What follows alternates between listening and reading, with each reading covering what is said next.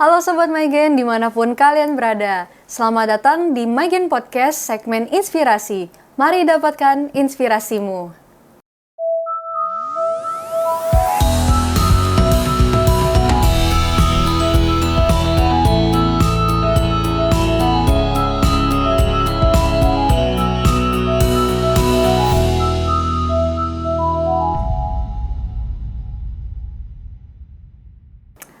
Tumbenan ya hari ini wajahnya baru nih di Inspirasi.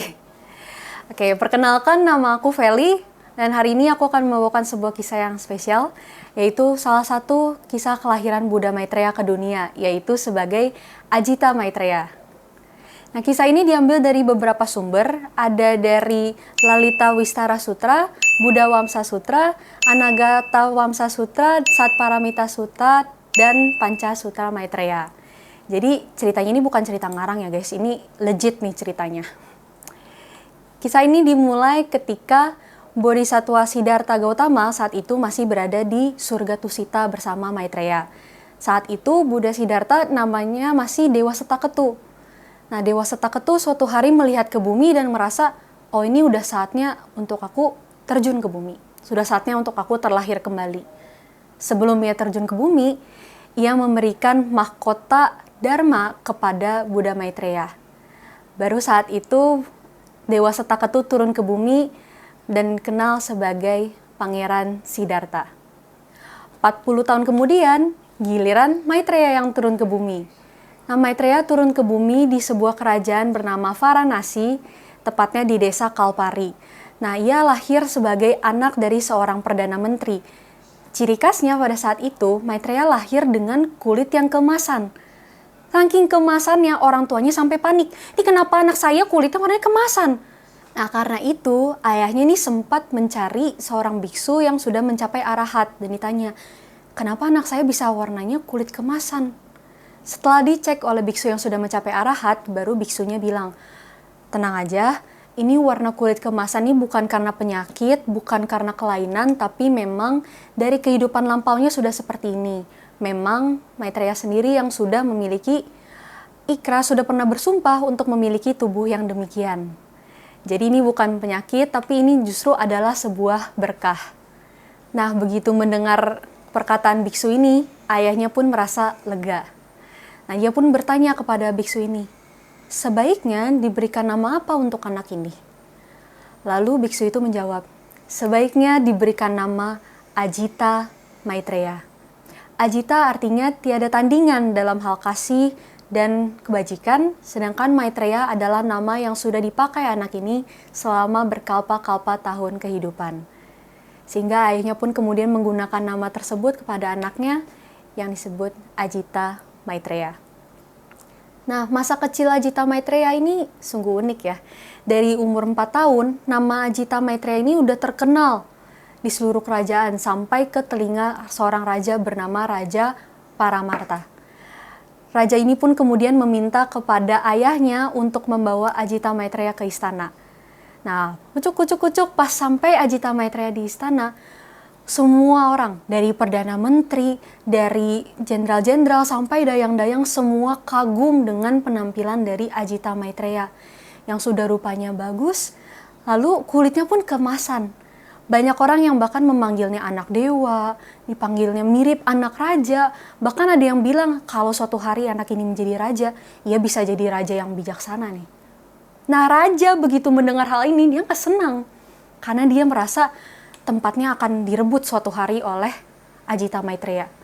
Ditambah lagi, menterinya pun ngikut ngasut. Menterinya bilang, Paduka hati-hati ya. Suatu hari anak ini bisa ngambil tahtanya dari Paduka. Wah, udah Padukanya tambah benci, tambah kesulut lah dengan ucapan dari menteri itu. Dia pun panik. Waduh gila, aku harus gimana nih? Menteri itu ngasih saran. Besok kan ulang tahunnya raja. Bawalah Ajita Maitreya ke istana. Kasih fitnah, eksekusi mati. Jahat ya menterinya.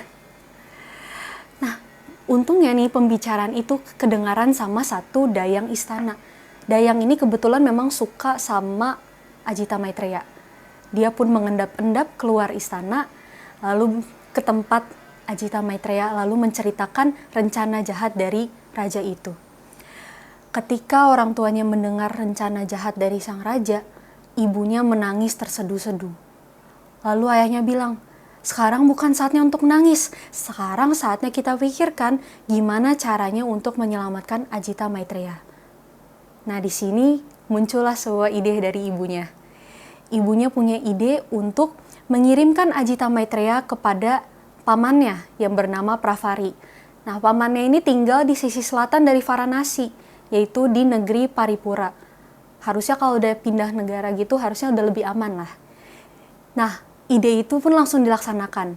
Ajita Maitreya ditemani oleh orang kepercayaan ayahnya yang bernama Satyasidi. Dan gak pakai lama lagi mereka langsung pergi diam-diam ke negeri Paripura. Nah, sayangnya rencana ini ketahuan sama pihak istana. Raja pun langsung mengutus tentara kerajaan untuk cepet-cepet nangkap Ajita Maitreya. Waktu Satyasidi dan Ajita Maitreya tahu, wah Satyasidi langsung kalang kabut itu, langsung panik. Ini aku harus ngapain biar nggak ketahuan. Ajita Maitreya langsung kasih saran. Cepat cari tempat persembunyian. Aku bisa bersembunyi di lubang bawah tanah. Timbun aku dengan rumput lalang dan tanah. Jadi aku bisa menyembunyikan aura yang memancar dari tubuhku. Lalu Satyasidi nanya, bagaimana cara kamu bernafas? Maitreya menjawab, aku bisa bernapas dengan rongga tangkai daun. Keren ya? Buddha beda levelnya. Jadi Satyasidi ini langsung mencari tempat persembunyian. Bener, ketemu sebuah lubang di tengah-tengah tanah. Di situ Ajita Maitreya disembunyikan, lalu ditimbun-timbun juga dengan rumput lalang. Satyasidinya bagaimana? Ia menyamar pencari kayu bakar. Ketika tentara kerajaan lewat nih, mereka tanya sama Satyasidi, kamu lihat ada seorang anak yang tubuhnya bersinar lewat di jalan ini? Nah, Satyasidi jawab, oh iya lihat, mereka ke arah sana. Dikecoh lawannya di arah baliknya gitu. Nah, begitu tentara kerajaan semua udah pergi, baru akhirnya Satyasidi mengeluarkan Ajita Maitreya dan mereka langsung buru-buru pergi menuju negeri Paripura. Sampailah akhirnya mereka di sebuah sungai perbatasan antara Varanasi dengan Paripura. Sayangnya di sini nggak ada perahu untuk mereka menyeberang. Di saat yang sama, prajurit-prajurit udah mulai datang dari belakang. Mereka udah datang selangkah demi selangkah membawa golok, bawa tombak, udah siap untuk merekam. Ini suasananya saat itu udah mencekam banget, udah gak ada jalan buat keluar. Anehnya, di tengah-tengah kejadian itu, ada puluhan ribu burung gagak. Jadi ada burung gagak nih di atas, mereka terjun ke bawah, langsung matuk kepala tentara prajurit itu sampai mereka kesakitan. Nah, itu memberikan waktu untuk Satyasidi dan Ajita Maitreya untuk cepat-cepat mencari tempat untuk bisa kabur ke negeri Paripura. Jadi akhirnya ketemu satu perahu dan mereka bisa cepat-cepat kabur. Sampainya di negeri Paripura, akhirnya mereka bertemu dengan pamannya Pravari yang akhirnya menyelamatkan Ajita Maitreya. Jadi di situ akhirnya mereka udah selamat dan Ajita Maitreya akhirnya bisa bersama dengan pamannya yang bernama Pravari. Nah, selama Ajita Maitreya tinggal dengan pamannya, yang mengajari Ajita Maitreya adalah pamannya sendiri, Pravari. Karena Pravari sendiri sebenarnya adalah seorang yang terpelajar, ia berusia 120 tahun dan sebenarnya ia sendiri memiliki murid sebanyak 500 lebih. Jadi, di sela kesibukannya, pamannya lah yang mengajari Ajita Maitreya dengan berbagai pengetahuan yang dia punya. Karena Ajita Maitreya sendiri sebenarnya punya kecerdasan yang sangat tinggi, dia juga punya kebijaksanaan yang tinggi. Dalam waktu yang singkat, Ajita Maitreya bisa menyerap sebagian besar pengetahuan yang pamannya miliki. Jadi dalam selang waktu 6 tahun, Ajita Maitreya ini sudah menyerap hampir seluruh pengetahuan yang dimiliki oleh pamannya. Sampai ketika Ajita Maitreya berusia 10 tahun, pamannya mulai bingung nih. Bagaimana ini udah gak ada bahan lagi untuk diajarkan pada Ajita Maitreya. Nah, suatu malam, Pravari bermimpi. Ia didatangi oleh seorang dewa yang mengatakan bahwa sudah saatnya Ajita Maitreya berguru kepada Buddha Sakyamuni. Karena Buddha Sakyamuni ini sudah memiliki pengetahuan yang sempurna sampai menembus alam semesta. Dengan demikianlah baru Ajita Maitreya bisa mencapai kesucian. Buddha Sakyamuni saat itu sedang berada di kota Rajagaha, kerajaan Magadha di Gunung Gradakuta. Sebangunnya pamannya dari mimpi itu, ia memanggil Ajita Maitreya. Ajita Maitreya, sini. Ia memberitahukan mimpinya, tapi ia juga memberikan sebuah syarat. Syaratnya adalah Ajita Maitreya ketika sudah sampai harus menanyakan 3 pertanyaan kepada Buddha Sakyamuni. Pertanyaan ini pun nggak boleh disebutkan secara langsung, tapi disebutkan di dalam hati. Jadi dari suara hatinya bertanya kepada Buddha Sakyamuni. Pertanyaan yang pertama, siapa nama guru Ajita Maitreya? Yang kedua, berapa muridnya? Dan yang ketiga, berapa usia guru Ajita Maitreya? Alasannya kenapa? Kalau misalnya Buddha Sakyamuni benar-benar memiliki pengetahuan yang nembus alam semesta, seharusnya Buddha Sakyamuni bisa menjawab pertanyaan dari Ajita Maitreya. Pikir pamannya seperti itu. Tapi kalau misalnya ternyata Buddha Sakyamuni tidak bisa menjawabnya dengan benar, maka saat itu juga Ajita Maitreya harus kembali kepada pamannya. Nah, setelah Ajita Maitreya memahami ini, ia pun mempersiapkan diri dan pergi bersama dengan 15 murid Pravari yang lainnya. Setibanya di pintu gerbang kota Rajagaha, Ajita Maitreya tiba-tiba teringat nih sama 3 pertanyaan yang disebutkan oleh pamannya. Ia pun kemudian berlutut, anjali, lalu dia menanyakan 3 pertanyaan itu kepada Buddha Sakyamuni. Saat itu kondisinya Buddha Sakyamuni sedang memberikan khotbah. Jadi di tengah-tengah ceramah, tiba-tiba Buddha Sakyamuni berhenti dan dia mendengar pertanyaan-pertanyaan dari Ajita Maitreya dengan jelas. Jadi di tengah-tengah khotbahnya, Buddha Sakyamuni menjawab ketiga pertanyaan dari Ajita Maitreya dengan benar. Nah, kondisinya murid-muridnya yang belum mencapai arahat pun bingung. Ini kenapa Buddha Sakyamuni tengah-tengah ceramah tiba-tiba ngomong sendiri? Bayangin kita kalau ngeliat orang lagi tengah-tengah ceramah gitu ya, terus tiba-tiba dia ngomong sendiri. Ngomongnya bukan yang sesuai sama bahan ceramah lagi.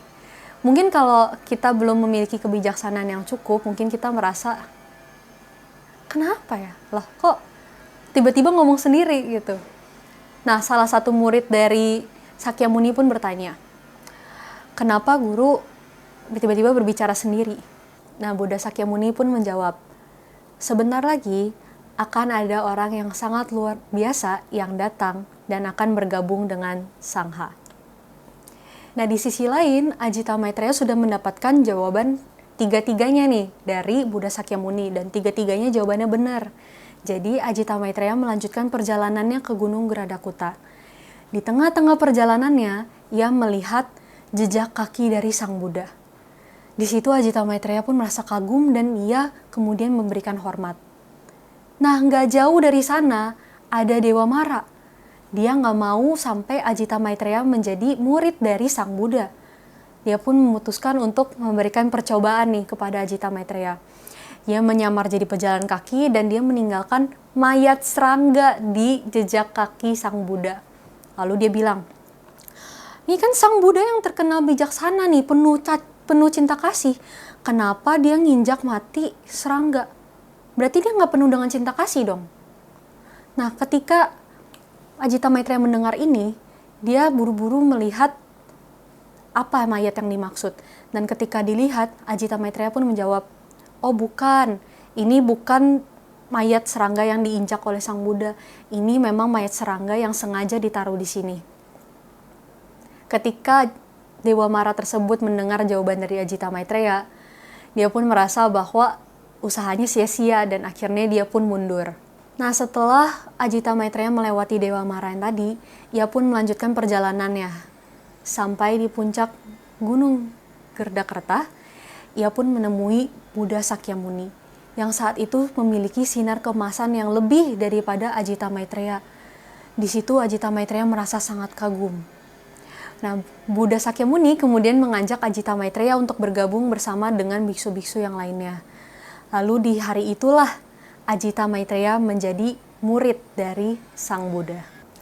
Nah, jadi tadi kita udah bahas nih kisah dari Ajita Maitreya dari masa kecilnya sampai menjadi murid dari Sang Buddha.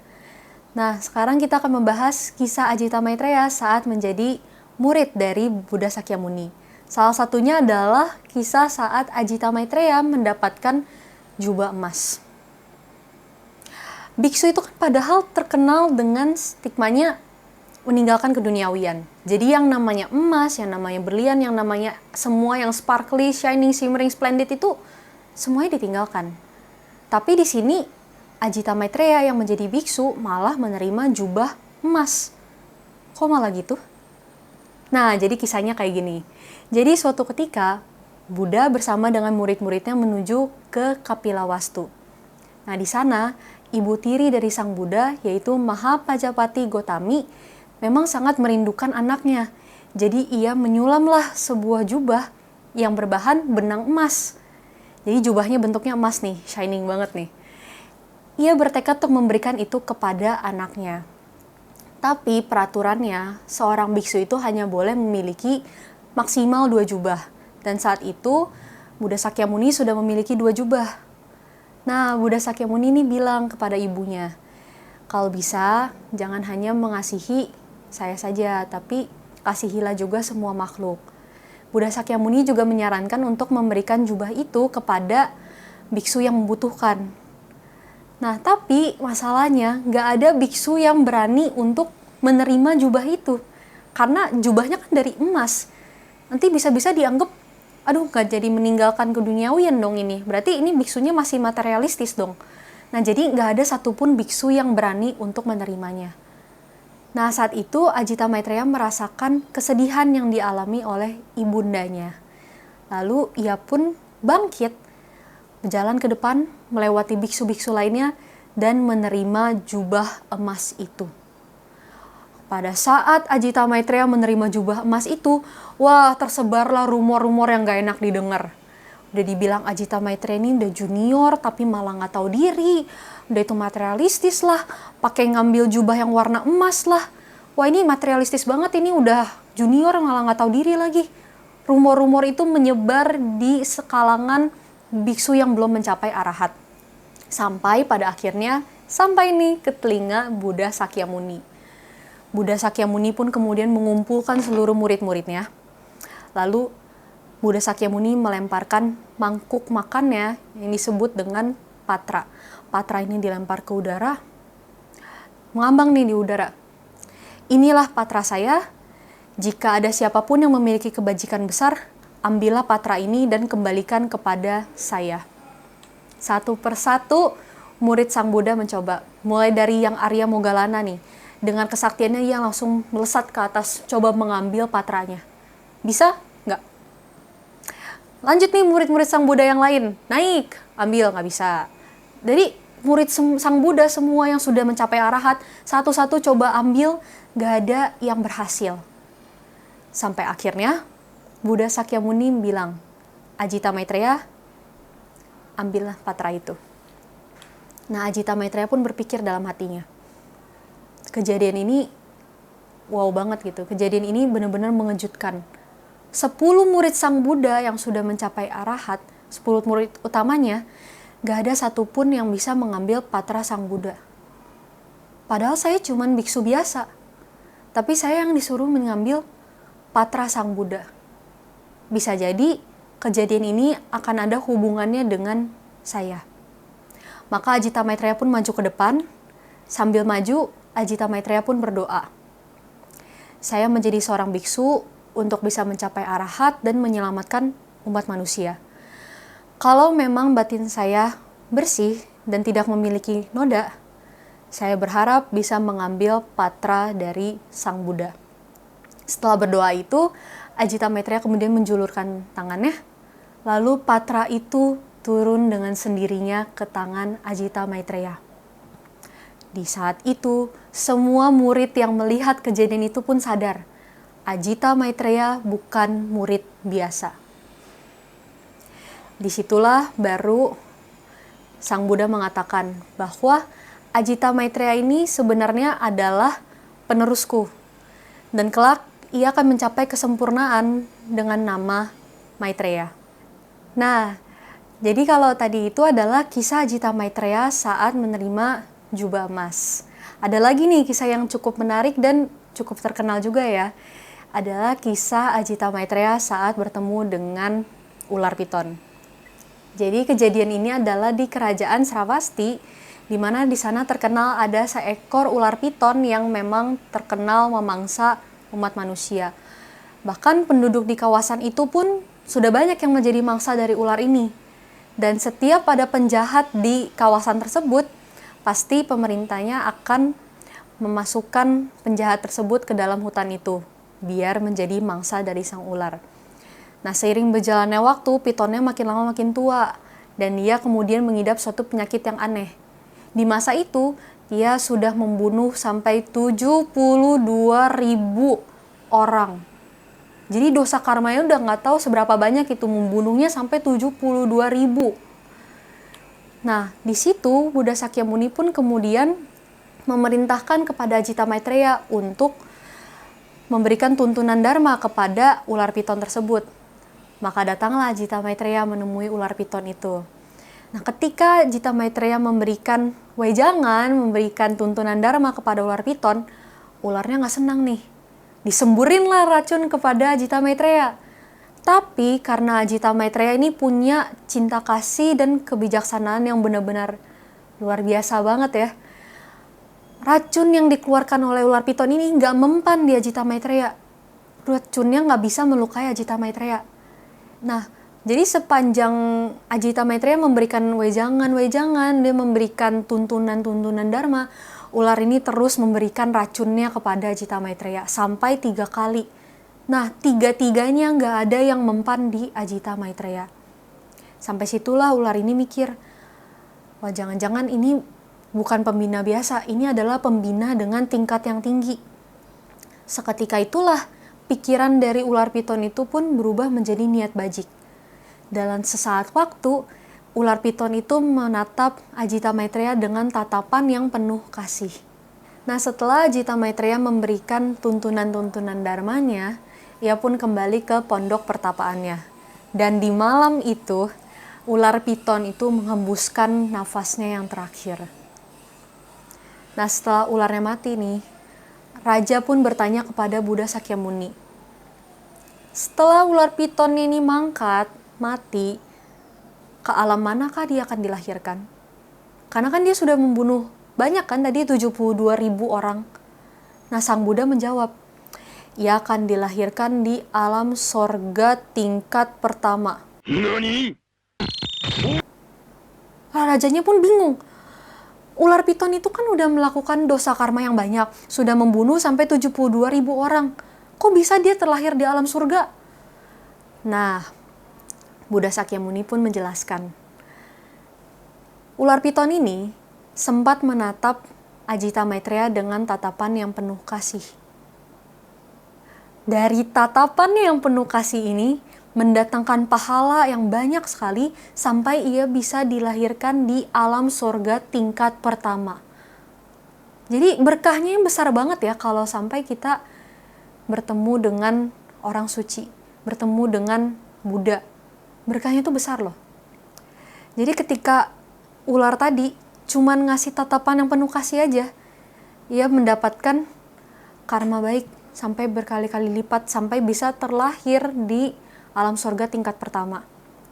Nah, ketika berkahnya sudah habis, ia akan terlahir kembali di alam surga tingkat 2 sebagai Paceka Buddha. Nani? Baru akhirnya dia akan kembali ke nirwana. Rajanya pun bingung dong. Bingung juga gak sih? Karmanya kan udah besar banget nih, yang masa karmanya tiba-tiba hilang? Emang karma bisa hilang ya? Padahal dia bunuhnya udah banyak loh, 72.000 orang. Nah, sang Buddha menjelaskan, ketika dia menjadi Paceka Buddha, dia akan bertapa di sebuah pohon. Nah, ketika dia bertapa di pohon itu, akan ada segerombolan tentara yang datang dan melihat Paceka Buddha ini. Karena Paceka Buddha ini memiliki kulit yang keemasan, maka prajurit itu mengira bahwa Paceka Buddha ini adalah manusia emas. Jadi, segerombolan prajurit tadi mencongkel tubuh Paceka Buddha itu sedikit demi sedikit. Tahu jumlah prajurit itu berapa? 72.000. Jadi 72.000 prajurit yang mencongkel tubuh Paceka Buddha ini adalah 72.000 orang yang dimangsa oleh ular piton ini di masa lampau. Nah, Sang Buddha pun melanjutkan, seseorang yang memiliki dosa karma berat sekalipun, apabila bertemu dengan seorang pembina yang memiliki jasa pahala yang besar, maka dosa karmanya pun bisa terimpasi dan dapat memperoleh ajaran kebudaan. Nah, jadi Sobat Maigen, kalau misalnya kita punya kesempatan untuk berkarya di vihara, kita punya kesempatan membina diri, bahkan kita punya kesempatan untuk vegetarian, itu bukan lain karena kita sebelumnya sudah menjalin sebab jodoh dengan Buddha Maitreya di masa lampau. Baru ada di kehidupan kali ini, kita bisa ikut diklat, kita bisa ikut Maigen, bahkan Sobat Maigen hari ini bisa nonton Maigen Podcast, itu pun juga bukan lain karena kita sudah menjalin sebab jodoh dengan Buddha Maitreya di masa lampau. Dan ini impact-nya besar banget loh. Seperti ular piton tadi, yang dia cuma memandang Ajita Maitreya dengan penuh kasih selama beberapa masa. Bisa dapat kesempatan untuk ngimpasin dosa karma, bahkan bisa mendapat Paceka Buddha. Jadi, sebab jodoh dengan Buddha Maitreya itu benar-benar sebuah berkah yang luar biasa. Dan kita di kehidupan kali ini punya berkah yang luar biasa itu. Jangan sampai kita sia-siakan. Kita udah punya kesempatan untuk membina di vihara, kita punya kesempatan untuk ikut diklat, kita punya kesempatan untuk berkarya, kita punya kesempatan untuk vegetarian, kita punya kesempatan untuk saosyang kosho. Itu semua bisa kita lakukan karena kita punya sebab jodohnya. Nah, karena di kehidupan ini kita mendapatkan buah dari sebab jodoh itu, manfaatkanlah dengan sebaik-baiknya. Oke? Nah, yang tadi itu adalah kisah Ajita Maitreya saat menjadi murid Sang Buddha. Nah, sepanjang 12 tahun nih udah lewat nih. Pada akhirnya Ajita Maitreya pun memutuskan untuk kembali ke kampung halamannya, masih duniawi kampung halamannya, yaitu di desa Kalpari, Varanasi. Nah, ketika Ajita Maitreya sudah sampai di kampung halamannya, gemparlah sudah nama dia, bukan cuma di satu desa, tapi di seluruh Varanasi. Sampai ke telinga raja yang awalnya pengen mencelakakan Ajita Maitreya. Begitu mendengar Ajita Maitreya sudah kembali, tersulutlah raja tersebut. Ia pun segera memanggil pasukannya untuk berbondong-bondong menuju gubuk tempat Ajita Maitreya dan mengepung tempat itu dengan ketat. Nah, di situ sang raja pun berteriak, "Maitreya, cepat keluar dan serahkan nyawamu." Teriak sang raja itu dengan lantang. Saat itu, Ajita Maitreya sedang menjalankan samadhi tingkat keheningan sempurna. Di saat itulah Ajita Maitreya mengetahui bahwa rajanya sudah sampai di gubuk itu beserta dengan pasukan-pasukannya. Di saat itu, Ajita Maitreya sengaja memancarkan sinar auranya, meluas sampai keluar gubuknya, sampai keluar desa Kalpari, sampai ke seluruh Varanasi. Nah, semua penduduk setempat yang melihat sinar itu pun penasaran. Mereka berbondong-bondong jalan menuju gubuk tempat tinggal Ajita Maitreya. Dan di situ, rajanya masih terus berteriak, "Maitreya, kamu orang yang mau merebut tahta saya, kamu layak mati saat ini juga." Rajanya jahat ya. Nah, dari dalam gubuk itu keluarlah dua sosok. Dua orang yang sudah berambut putih, menggunakan tongkat. Dua orang itu bukan lain adalah orang tua dari Ajita Maitreya. Mereka keluar, mereka memohon kepada Paduka Raja supaya tidak membunuh anaknya. Mereka meminta kepada Raja untuk mengampuni kesalahan Ajita Maitreya. Tapi rajanya kekeh. Dia tetap mau membunuh Ajita Maitreya saat itu juga. Rajanya pun kemudian memutuskan untuk membongkar habis seluruh gubuk itu. Dan benar aja, seluruh prajuritnya membongkar habis gubuk itu. Ketika gubuk itu selesai dibongkar habis, di tengah-tengahnya ada Ajita Maitreya yang masih bersamadi, masih tersenyum. Gak ada sedikit pun aura kegelisahan, gak ada sedikit pun rasa panik, gak ada sedikit pun rasa takut. Ajita Maitreya masih bersila dengan penuh ketenangan dan masih tersenyum. Sang rajanya yang sudah penuh dengan kebencian, pada saat melihat Ajita Maitreya, dia langsung menghunuskan pedangnya kepada Ajita Maitreya. Langsung disyuk. Gitu. Tapi apa yang terjadi saat pedangnya dihunuskan? Bagian pedang yang mengenai tubuh Ajita Maitreya berubah menjadi batu permata dengan aneka warna. Sarira. Jadi tubuh Maitreya ini berubah menjadi sebuah batu permata yang sangat cerah warnanya, saking cerah sinarnya sampai rajanya sudah tidak bisa menghunuskan pedangnya lagi. Sampai pada akhirnya genggaman tangan raja tersebut pun terlepas. Pedangnya jatuh. Semua orang pun bersorak, semua orang memanggil nama Maitreya terus-menerus. Ajita Maitreya sendiri hanya tersenyum. Dan dia pun bilang, semuanya pasti sudah lelah. Terima kasih atas kunjungan kalian semua. Hari ini saya akan memasuki surga Tusita. Sebelum berpisah, saya harap kalian semua senantiasa untuk berbuat baik. Kelak jika diriku datang kembali ke Sahaloka dengan status Buddha, ikatan jodoh baik ini akan mempertemukan kita semua. Dan semua akan mendapatkan kebahagiaan dalam Dharma. Nah, salah satu penduduknya ini pun bertanya, siapa yang mendapatkan ikatan jodoh baik dengan Anda? Ajita Maitreya pun menjawab, kita semua yang ada di sini memiliki ikatan jodoh bajik, sehingga dapat bertatap muka di sini. Semua yang ada di desa Kalpari yang datang ke gubuk Ajita Maitreya, semuanya memiliki ikatan jodoh bajik dengan Ajita Maitreya. Di situ pun Ajita Maitreya mengatakan bahwa ia akan terus berjodoh dengan manusia di Sahaloka sampai semua satwa yang ada di alam ini bisa berjodoh dengan Maitreya. Nah, di situ pun ada seorang penduduk yang bertanya juga, Maitreya yang mulia, kalau terdapat orang yang melihat rupang Anda, tapi bukannya memuja malah merasa jengkel, malah memukul atau malah merobek lukisanmu, atau malah mencaci maki rupa patungmu, apakah mereka juga berjodoh denganmu? Apakah Anda juga akan menyelamatkannya? Nah, di sini Ajita Maitreya pun menjawab, pertanyaan ini sungguh baik sekali. Mereka yang menindas dan berlaku kasar memang akan memperoleh penderitaan. Nah, di sini yang seru nih. Tapi keberadaan dirikulah yang menjadi sebab awal mereka mengorbankan api amarah dan mendorong mereka melakukan perbuatan batil. Dengan demikian saya menjadi sedih dan prihatin, dan kalau bukan saya yang mencurahkan perhatian kasih dan menyelamatkan mereka, maka siapa lagi yang akan menolong mereka? Di sini kita bisa melihat kasih dari Buddha Maitreya ya, Sobat Maigen. Dimana sebenarnya yang mencaci maki Buddha Maitreya ini, itu kan bukan salahnya dari Buddha Maitreya. Memang pilihan orang untuk mencaci maki, memang pilihan orang untuk menghina, pilihan orang untuk memukul atau misalnya merobek lukisannya di masa lampau. Tapi di sini Buddha Maitreya bisa merasa bahwa mereka bisa memiliki kobaran api amarah, kobaran api benci itu juga disebabkan karena diriku.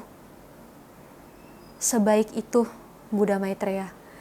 Sampai pada akhirnya Buddha Maitreya tetap mau menyelamatkan mereka. Karena Buddha Maitreya berpikir, kalau bukan karena aku, siapa lagi yang akan menolong mereka?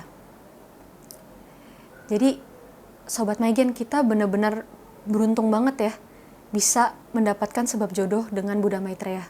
Balik lagi seperti kisah yang tadi.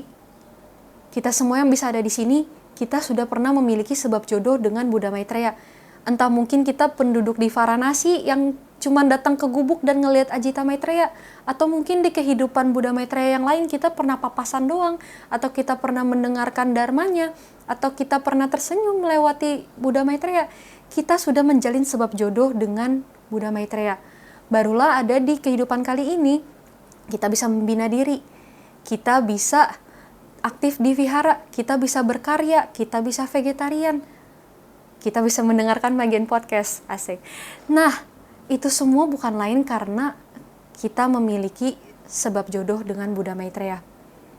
Maka dari itu, jangan lupa kalau kita sudah punya kesempatan, kita udah punya berkah yang sangat besar, jangan sia-siakan berkah ini. Kalau kita punya kesempatan untuk membina diri di vihara, manfaatkanlah itu dengan baik.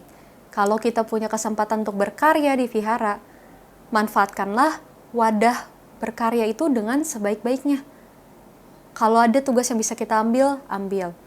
Bahkan kalau kita punya kesempatan untuk bervegetarian, ambillah kesempatan itu. Cobalah untuk bervegetarian. Karena dengan bervegetarian, kita juga bisa menambah karma baik. Kita bisa memutuskan rantai karma buruk di saat itu juga. Jadi dengan kita memiliki sebab jodoh dengan Buddha Maitreya, kita memiliki berkah yang sangat banyak. Kalau di kehidupan ini kita nggak manfaatkan berkah ini dengan sebaik-baiknya, Sobat Maigen, kita membuang kesempatan yang sangat berharga. Jadi, dari kisah Ajita Maitreya ini, kita benar-benar bisa belajar banyak. Kita belajar untuk memanfaatkan sebab jodoh yang kita punya dengan Buddha Maitreya dengan sebaik-baiknya dalam kehidupan ini. Nah, tapi ceritanya belum selesai sampai di sana. Gimana nasib dari raja yang tadi mau ngunusin pedang? Berarti karma buruknya banyak dong. Nah, kisahnya seperti ini. Ketika Raja Paramarta tadi berdiri di samping Ajita Maitreya, dia juga ikut mendengarkan pembabaran dharma dari Ajita Maitreya. Sampai akhirnya, Raja Paramarta yang tadinya dipenuhi oleh kebencian, pelan-pelan kebencian ini hilang dari diri raja tersebut. Yang tersisa hanyalah penyesalan dan kesedihan. Akhirnya raja perlahan-lahan memutar tubuhnya dan kembali ke istana. Ajita Maitreya pun memanggil Paduka Raja. Paduka mohon berhenti. Padukanya pun ngadep ke Ajita Maitreya. Kenapa? Rajanya pun bilang, terima kasih atas ajaranmu. Mulai hari ini saya berjanji tidak akan lagi melakukan pembunuhan. Saya akan memimpin negara dan rakyatku dengan cinta kasih, sampai akhirnya setiap rakyatku dapat menjadi bodhisatwa yang penuh dengan cinta kasih. Rajanya mengatakan itu kepada Ajita Maitreya. Nah, Ajita Maitreya pun membalas, Paduka, janganlah lesu dan berputus asa. Di antara umat yang berjodoh, sesungguhnya ikatan baik jodoh yang terdalam adalah antara kita berdua. Paduka Raja pun bertanya, benarkah demikian? Ajita Maitreya pun menjelaskan, betul sekali. Ketika awal kelahiranku, hati Paduka selalu cemas ketika saya akan merebut kedudukan istana. Jadi Paduka memberikan pengawasan dan perhatian yang penuh. Sampai hari ini begitu tiba di kampung halaman, Paduka merupakan orang pertama yang mengunjungi tempat ini. Selama puluhan tahun, hati Paduka selalu dilanda kerisauan karena keberadaan diriku, Ajita Maitreya, yang dianggap mencurigakan. Bukankah demikian di antara kita berdua telah terjalin ikatan sebab jodoh yang sangat mendalam? Tapi Raja bertanya lagi, iya sih, tapi kan jalinan sebab jodoh itu ada karena saya mau membunuh Anda. Apakah Anda akan tetap menyelamatkan diriku? Tanya rajanya. Lalu Ajita Maitreya pun menjawab, sebagai seorang pembina yang melatih diri, kebencian merupakan apa yang harus dijauhi. Dendam juga tidak mungkin menyelesaikan permusuhan di antara sesamanya, tapi hanya bisa ditaklukkan dengan cinta kasih. Sama halnya dengan es, kalau membeku tidak mungkin dicairkan dengan es juga, tapi harus dengan hangat sinar matahari. Saya, Ajita Maitreya, berjanji, jika sebelum menuntun Paduka mencapai tingkat kebudahan, saya akan menunda untuk menjadi Buddha. Nah, disitulah rajanya menjawab, sungguh luhur pribadimu, wahai Bodhisatwa Maitreya. Kelak umat manusia sungguh beruntung berada di bawah bimbinganmu. Ajita Maitreya kemudian menatap semua orang yang hadir. Dengan tersenyum beliau mengatakan, wahai hadirin sekalian, lautan samsara yang sesungguhnya tidaklah bertepi. Lekaslah berpaling ke pantai bahagia. Sekarang untuk sementara waktu saya akan berpisah dengan memasuki surga Tusita. Dan kelak bersama-sama kembali datang ke Sahaloka untuk mendengar dan mempelajari Buddha Dharma hingga berhasil mencapai kebudahan. Setelah Ajita Maitreya mengatakan itu, ia pun memasuki keadaan samadhi hening dan perlahan-lahan beliau memasuki pariniwarna. Sobat Maigen, itulah kisah dari Ajita Maitreya. Nah, kalau kita kilas balik nih ya ceritanya, hampir setiap hal yang datang kepada Ajita Maitreya semuanya dibalas dengan cinta kasih. Mulai dari rajanya yang kesulut hasutan nih, sampai ular piton yang nyembur racun berkali-kali ke Ajita Maitreya, sampai gosip-gosip yang gak enak untuk didengar, semuanya bisa dibalas dengan penuh cinta kasih. Dan ini bukan cuma terjadi di satu kehidupannya sebagai Ajita Maitreya, melainkan di kehidupan-kehidupan lain Buddha Maitreya datang ke dunia, semua hal dibalas dengan cinta kasih. Jadi di sini Sobat Maigen, kita bisa belajar, gak semua hal di dunia ini harus kita balas dengan kekerasan. Gak semua hal di dunia ini harus kita balas dengan keburukan. Api gak selalu bisa dibalas dengan api. Kadang-kadang api ini kita mesti padamkan dengan air. Jadi dari kisah ini kita bisa belajar untuk tidak membalas dengan perbuatan yang serupa. Memang sih, ngomong tuh selalu lebih gampang daripada diperlakukan di kehidupan nyata. Tapi bukan berarti itu mustahil. Kita coba lihat dari kisah Ajita Maitreya. Kalau Ajita Maitreya saja bisa, kita niscaya juga bisa. Jadi PR kita saat ini adalah untuk belajar, berjuang di kehidupan ini untuk bisa memancarkan cinta kasih sambil meminta tolong kepada Buddha Maitreya. Sambil kita mohon kepada Buddha Maitreya untuk membantu kita untuk bisa semakin memancarkan cinta kasih. Niscaya ketika kita sudah berusaha sambil meminta pertolongan dari Buddha Maitreya, niscaya kita akan bisa dipermudah dalam proses membina diri dan proses memancarkan cinta kasih kita. Oke, Sobat Maigen, sampai di sini kisah inspiratif kita di hari ini. Kalau misalnya Sobat Maigen tertarik pada kisah-kisah Buddha Maitreya, boleh nih coba di komentar di bawah. Atau mungkin Sobat Maigen juga boleh komentar nih, apa inspirasi yang Sobat Maigen dapatkan di episode kali ini? Oke, sampai jumpa di episode yang selanjutnya di segmen inspirasi. Mari dapatkan inspirasimu.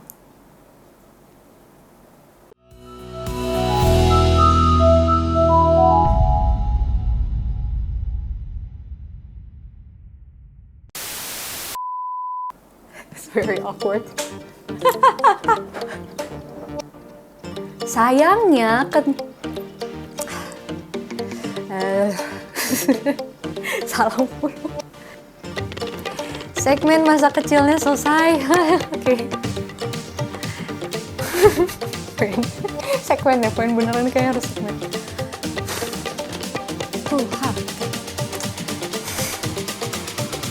Nah, di saat itu Buddha Sakyamuni sedang berada di kota Rajagaha. Oke. Jadi kisah, nah. Berarti mulainya tadi. Nah, tadi adalah oke.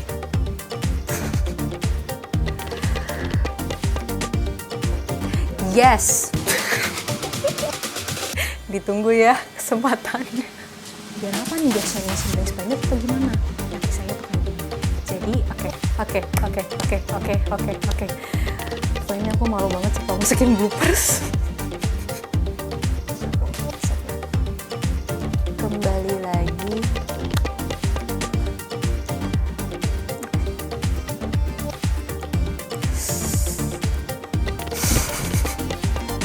Harus gini biar nggak panik ya.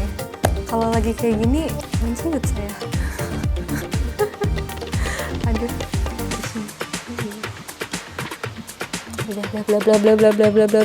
Bla apa ya tadi? Aduh. Tapi itu bisa membawa kita tadi mendapatkan pahala. Dan impact-nya ini besar loh.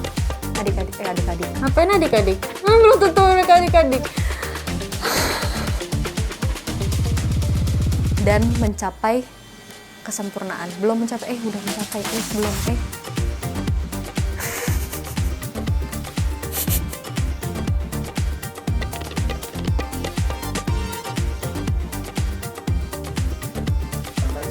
Kalau komentarnya mencapai atas itu, Bisa nggak ya?